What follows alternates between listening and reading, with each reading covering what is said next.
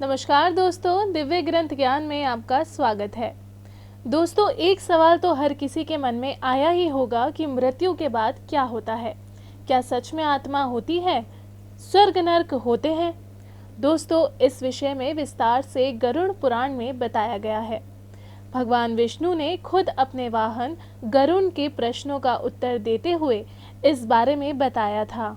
दोस्तों, गरुड़ पुराण में सिर्फ इसी विषय पर नहीं बल्कि जीवन में आपका व्यवहार कैसा होना चाहिए, आपको किस तरह से रहना चाहिए, कौन से कार्य आपको नहीं करने चाहिए और सुखी जीवन के लिए आपको किस मार्ग पर चलना चाहिए, इस विषय पर भी विस्तार से बताया गया है। दोस्तों, आज इस वीडियो को देखने के बाद आपको इस सवाल का जवाब मिल जाएगा कि मनुष्य की मृत्यु के उपरांत क्या होता है। हिंदू ग्रंथ गीता में भगवान कृष्ण ने कहा था कि आत्मा अजर है, वह कभी नहीं मरती, मरता है तो ये शरीर।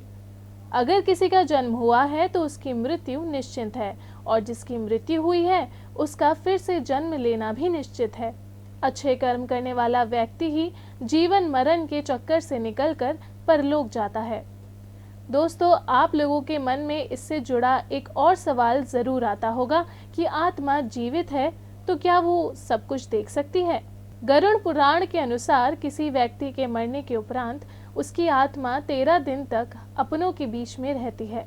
जैसे ही आत्मा शरीर छोड़ती है तो वह 24 घंटों के लिए यमदूत के साथ रहती है, जिस दौरान उसके द्वारा छोड़े गए देह को पंच तत्व में विलीन करने का कार्य किया जाता है। 24 घंटे पूरे हो जाने के बाद उस आत्मा को 13 दिनों के लिए अपनों के बीच छोड़ दिया जाता है। इन 13 दिनों तक चलने वाली रस्मों के पूरे हो जाने के बाद आत्मा फिर से यमलोक वापस चली जाती है, जहां उसके कर्मों के आधार पर लोक की प्राप्ति होती है।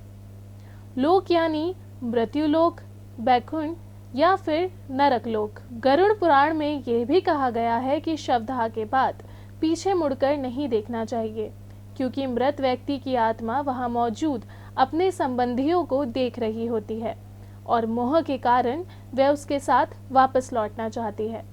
इसीलिए ऐसा कहा गया है कि पीछे मुड़कर नहीं देखना चाहिए, उससे उस आत्मा को मोह के जाल से निकलने में आसानी होती है। दोस्तों, प्राचीन भारतीय गरुड़ पुराण में मृत्यु के पश्चात जीवात्मा किस तरह भ्रमण करती है और किस प्रकार उसका पुनर्जन्म होता है, उसका विस्तार में उल्लेख किया गया है। मृत्यु से ठीक पहले मिलती है व्यक्ति को दिव्य दृष्टि। जी हाँ दोस्तों, ये बात गरुड़ पुराण में स्पष्ट रूप से लिखी है कि जिस मनुष्य की मृत्यु होने वाली होती है वह बोलने की इच्छा होने पर भी बोल नहीं पाता। मृत्यु से ठीक पहले अंत समय में उसकी दिव्य दृष्टि उत्पन्न होती है और वह संपूर्ण संसार को एक रूप समझने लगता है। उसकी सभी इंद्रियां नष्ट हो जाती हैं और वह जड़ अवस्था में हो जाता है। इस ग्रंथ के अनुसार यमलोक 99,000 योजन दूर है।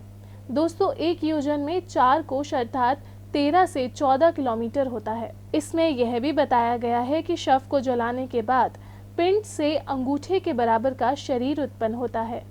इसी को जीवात्मा कहा जाता है।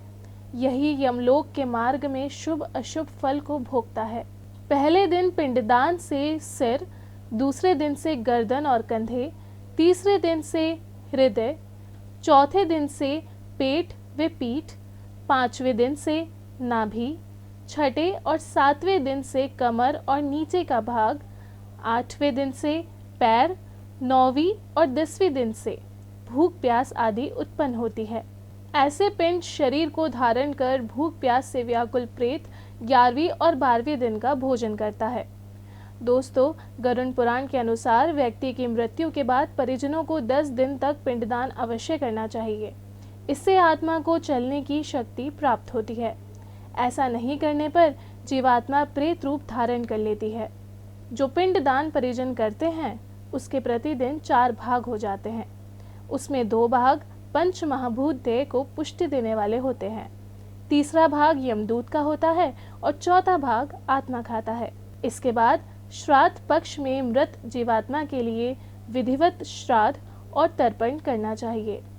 गरुड़ पुराण में कही गई बातों के अनुसार ऐसा नहीं है कि यमराज की नगरी में केवल प्रवेश के लिए ही अलग द्वार है। बल्कि यात्रा के लिए भी मार्ग अलग अलग ही हैं।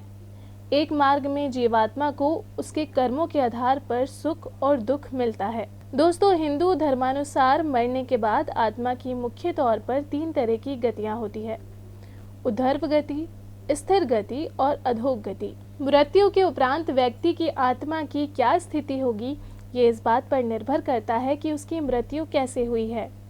आमतौर पर हर रोज मृत्यु होने की वजह या तो आत्महत्या होती है, या दुर्घटना, या फिर हत्या। पुराण के अनुसार दूसरों की हत्या से ब्रह्मदोष लगता है और अपनी ही देह की हत्या करने को यानी आत्महत्या करने को बहुत बड़ा अपराध माना गया है। जिस देह ने आपको इस संसार में रहने की जगह दी, उस देह की हत्या करना बहुत बड़ा पाप है। कहते हैं जो व्यक्ति आत्महत्या करता है उसकी आत्मा हमारे बीच ही भटकती रहती है। ना ही उसे स्वर्ग या नरक में जाने को मिलता है, ना ही वह जीवन में पुनः आ पाती है। ऐसे में आत्मा अधर में लटक जाती है। उसे तब तक ठिकाना नहीं मिलता जब तक उसका समय चक्र पूर्ण नहीं हो जाता। इसीलिए आत्महत्या करने के बाद जो जीवन होता है वह ज़्यादा कष्टकारी होता है। पुराणों के अनुसार महीने के 3 दिन में व्यक्ति दूसरा शरीर धारण कर लेता है, इसीलिए तीजा मनाते हैं। कुछ आत्माएं 10 और कुछ 13 दिन में दूसरा शरीर धारण कर लेती हैं, इसीलिए 10वां और 13वां मनाते हैं। कुछ सवा माह में अर्थात लगभग 37 से 40 दिनों में शरीर धारण कर पाते हैं। बहुत कम ऐसे लोग हैं जिन्हें 40 दिन बाद भी शरीर नहीं मिलता। उनमें से अधिकतर घटना दुर्घटना में मारे गए या आत्महत्या करने वाले लोग ही ज़्यादा होते हैं। इसीलिए चाहे कैसे भी कष्ट हो या कैसी भी मजबूरी हो, भूलकर भी आत्महत्या नहीं करनी चाहिए। तो दोस्तों, आज का वीडियो यहीं समाप्त होता है। आपको ये कैसा लगा हमें कमेंट बॉक्स में कमेंट करके बता सकते हैं। साथ ही हमारे चैनल को सब्सक्राइब कर दीजिए, लाइक कर दीजिए और बेल आइकन को दबा दीजिए। इससे आपको वीडियो का नया अपडेट मिल जाया करेगा। हम मिलेंगे अगली वीडियो में कुछ और रोचक तथ्य और जानकारी के साथ। तब तक के लिए धन्यवाद।